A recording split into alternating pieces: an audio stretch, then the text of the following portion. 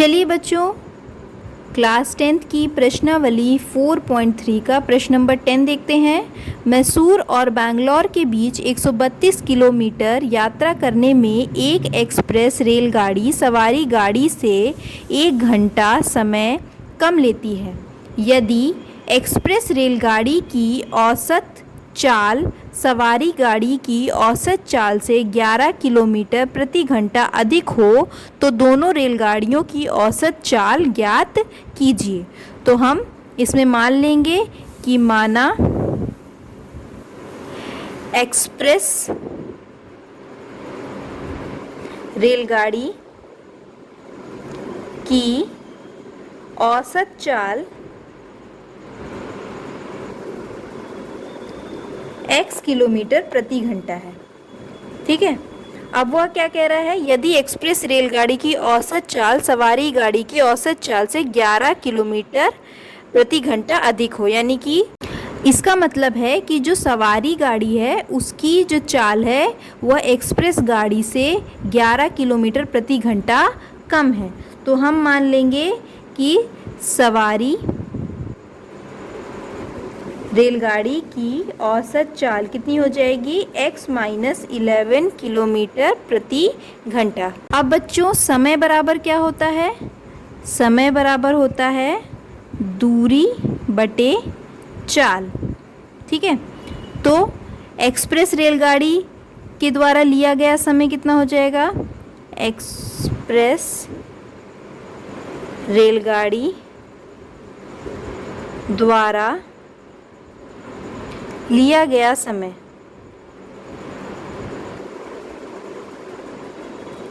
हो जाएगा दूरी बटे चाल। दूरी कितनी है, 132 किलोमीटर, और एक्सप्रेस रेलगाड़ी की औसत चाल हमने x मानी है, तो इतना समय हो जाएगा। इसी तरह सवारी रेलगाड़ी द्वारा लिया गया समय हो जाएगा कितना, दूरी तो उतनी ही है 132, और सवारी गाड़ी की हमने औसत चाल कितनी ली है, x-11, तो x-11 किलोमीटर। ठीक है, तो ये तो हो जाएगा एक्सप्रेस रेलगाड़ी द्वारा लिया गया समय, और ये है सवारी गाड़ी द्वारा लिया गया समय। अब देखिए बच्चों क्या लिखा है, मैसूर और बैंगलोर के बीच 132 किलोमीटर यात्रा करने में एक एक्सप्रेस रेलगाड़ी सवारी रेलगाड़ी से 1 घंटा समय कम लेती है, यानी कि दोनों के बीच जो समय है उसका जो डिफरेंस है, अंतर है, वह कितना है, 1 घंटा है। यानी कि जो सवारी गाड़ी है वह 1 घंटा ज़्यादा लेती है, और जो एक्सप्रेस गाड़ी है वह 1 घंटा कम लेती है। तो सवारी गाड़ी ज़्यादा समय ले रही है। 132 बटे x-11 माइनस 132 अपॉन x बराबर 1, क्योंकि दोनों के बीच जो डिफरेंस है समय का वह 1 है।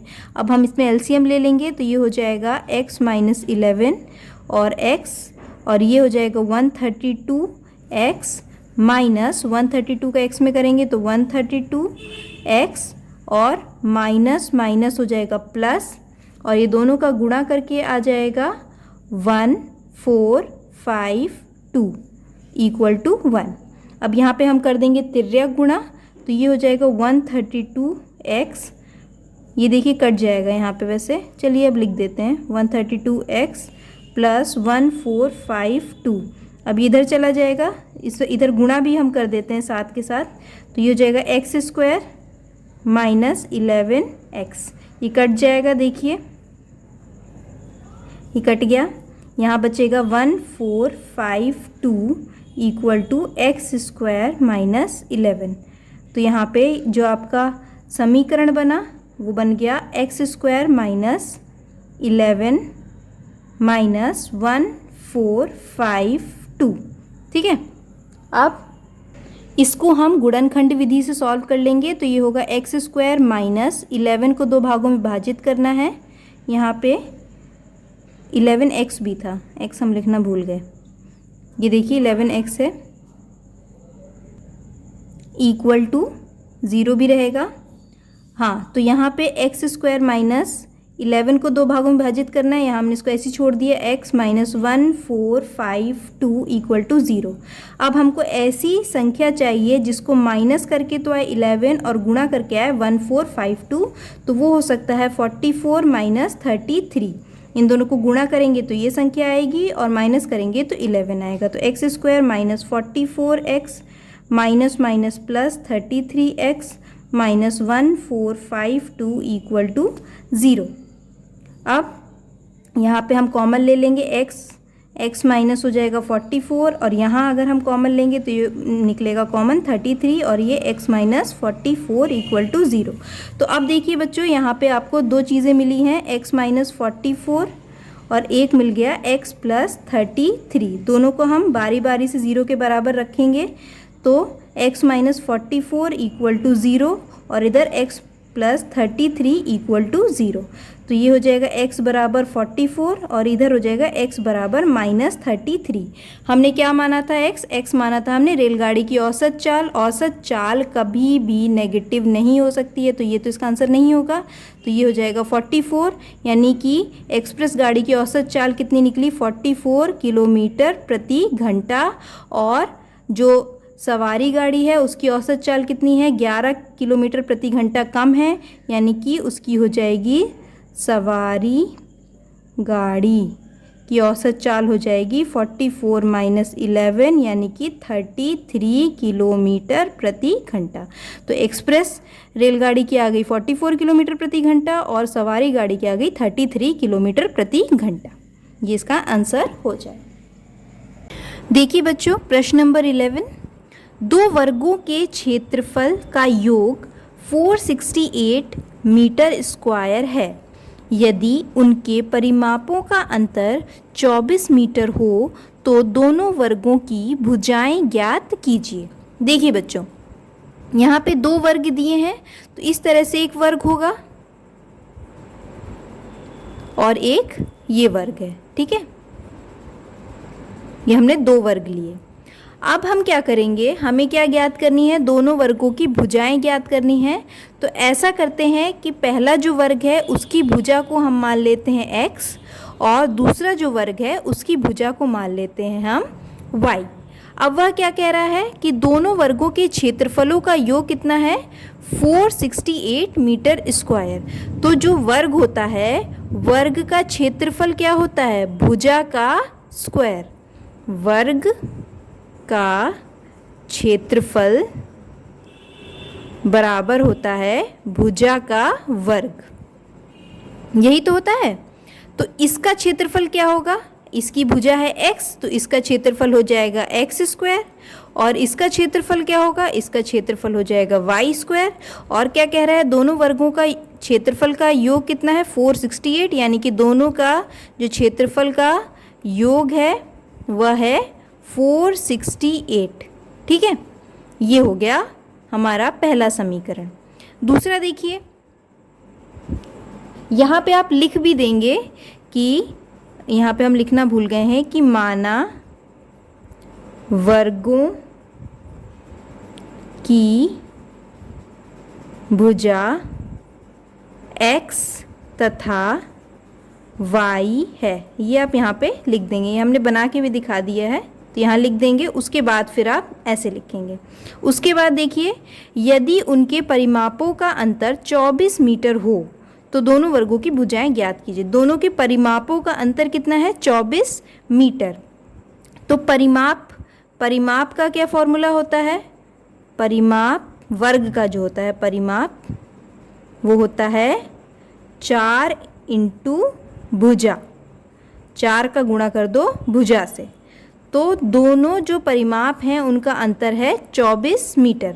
अब हम यहाँ पे मान लेंगे कि जो x वाली भुजा है वह y वाली भुजा से बड़ी है, मतलब ये जो है आपका वर्ग ये बड़ा है और यह वर्ग जो है वह छोटा है। तो दोनों के परिमापों का अंतर 24 मीटर है। तो इसका परिमाप क्या हो जाएगा, 4 इंटू भुजा यानी 4 इंटू x 4x, और ये वाले इसका क्या परिमाप हो जाएगा, ये हो जाएगा 4y। और दोनों का क्या है, दोनों का अंतर, यानी कि दोनों का अंतर, ये हमने माइनस का साइन लगा दिया, कितना है 24 है, ठीक है। अब हम क्या करेंगे, ये हमारे पास एक और समीकरण बन गया है, इसमें से हम 4 कॉमन ले सकते हैं। देखिए हम 4 कॉमन ले लेते हैं इसमें से, तो अंदर बचेगा x माइनस वाई और इधर बचेगा 24। ये 4 इधर नीचे चला जाएगा तो हो जाएगा x minus y is equal to 24/4, तो हो जाएगा 4 6 24, x minus y equal to 6। अब ये इसको हम मान लेते हैं दूसरा समीकरण। अब हम क्या करेंगे, इस समीकरण से y की वैल्यू निकाल के इसमें रख देंगे। तो y की वैल्यू इसमें निकाल देते हैं, y को उस तरफ ले जाते हैं, तो ये हो जाएगा x, 6 को इस तरफ ले आएंगे तो माइनस का 6 हो जाएगा, और जो y है वह प्लस का हो जाएगा। तो y की क्या वैल्यू आ गई, x माइनस 6। तो ये जो y बराबर x माइनस 6 आया है, इसको हम रख देंगे यहाँ पे, ठीक है। तो रखते हैं x square plus x minus 6 का स्क्वायर। क्यों स्क्वायर लगाया, क्योंकि यहाँ y का स्क्वायर यानी कि वर्ग था, तो इसलिए यहाँ पे भी हमने इसका वर्ग कर दिया, ठीक है। इज इक्वल टू 468, ये हो गया, y की जगह रख दिया x minus 6, x square plus, देखिए इसमें a माइनस बी का होल स्क्वायर यानी a माइनस बी के वर्ग का फॉर्मूला लगा देंगे, तो a का स्क्वायर यानी एक्स स्क्वायर प्लस 6 6 36 b का स्क्वायर माइनस 2 6 12 x। यही तो होता है, क्या होता है, a माइनस बी का, ये होता है a square plus b square minus 2ab, यही होता है ना, यही लगाया हमने यहाँ पे। अब देखिए बराबर 468, यहाँ हो जाएगा x square plus x square 2x square plus, यहाँ पे कर देंगे माइनस के 12x प्लस 36, और ये 468 को भी इस तरफ ले आते हैं तो ये हो जाएगा माइनस के 468 बराबर 0। ये हो जाएगा 2x स्क्वायर माइनस 12x, और ये माइनस हो जाएगा, ये हो जाएगा माइनस के 432 इक्वल टू 0। देखिए इसमें पूरे में से हम 2 कॉमन ले सकते हैं, तो 2 कॉमन ले लिया, एक्स स्क्वायर माइनस 6x, और ये हो जाएगा 2 2 ज़ा 4, 2 1 ज़ा 2, 2 6 ज़ा 12 इक्वल टू 0। तो यानी कि ये जो 2 है ये इधर भाग में चला जाएगा, पूरा 0 हो जाएगा। तो हमको मिल गया x square minus 6x minus 216, ये हमको मिल गया। अब हम क्या करेंगे, इसका गुणनखंड करेंगे। तो हमको गुणनखंड किसका करना होगा, 6 का। तो एक्स स्क्वायर माइनस, यहाँ पे हम छोड़ देते हैं जगह x माइनस 216 इक्वल टू 0। अब हमें यहाँ पे ऐसी संख्या चाहिए जिसको माइनस करके आए 6, क्योंकि माइनस साइन यहाँ पे भी लगाया तो यहाँ पे भी माइनस होगा, तो माइनस करके आए 6 और गुणा करके आए 216। तो ये हो सकता है 18 माइनस 12। 18 और 12 को गुणा करोगे तो आएगा 216, और माइनस करोगे तो आएगा 6। इसको बच्चों हम करते कैसे हैं, देखिए इस तरह से करते हैं कि हम इसकी गुणनखंड कर लेते हैं। देखिए इस तरह से 216 है ना, तो हम क्या करते हैं, 2 1 ज़ा 2, ये 0 हो गया, 2 8 ज़ा 16, 2 5 ज़ा 10, 2 4 ज़ा 8, 2 2 ज़ा 4, 2 7 ज़ा 14, ये 3 से जाएगा, 3 9 ज़ा 27, 3 3 ज़ा 9, और ये 1। तो देखिए यहाँ पे हम क्या करते हैं, 2 2 ज़ा 4 और 4 3 ज़ा 12, तो 12 तो आ गया ये।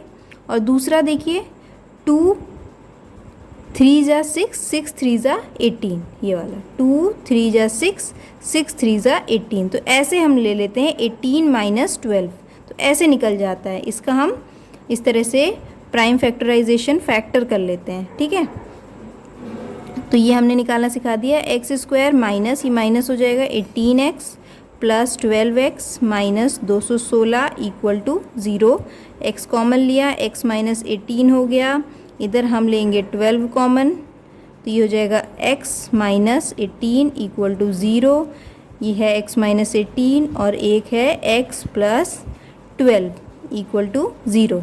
तो ये एक निकला x माइनस 18 बराबर 0 यानी कि x बराबर 18, और एक निकला x प्लस 12 इक्वल टू 0 यानी x बराबर माइनस 12। अब देखिए बच्चों, इसमें ये जो x की 2 वैल्यू निकली है 18 और माइनस 12, ये जो x था ये क्या था, ये एक वर्ग की भुजा है। तो वर्ग की भुजा कभी भी ऋणात्मक यानी नेगेटिव नहीं हो सकती है। तो ये जो है यह इस वाले वर्ग की भुजा हो जाएगी। और दूसरे वर्ग की भुजा कैसे निकालेंगे, यहाँ से निकाल सकते हैं। x minus 6 equal to y दे रखा है ना, तो यहाँ पे x की वैल्यू रख देंगे तो y की वैल्यू निकल आएगी। तो देखिए x minus 6 equal to y है, तो y बराबर आ जाएगा 18 माइनस 6, तो ये हो जाएगा y बराबर 12। तो एक तो आ गया 12 और दूसरे वर्ग का आ गया 18, तो ये दोनों भुजाएं निकल गई।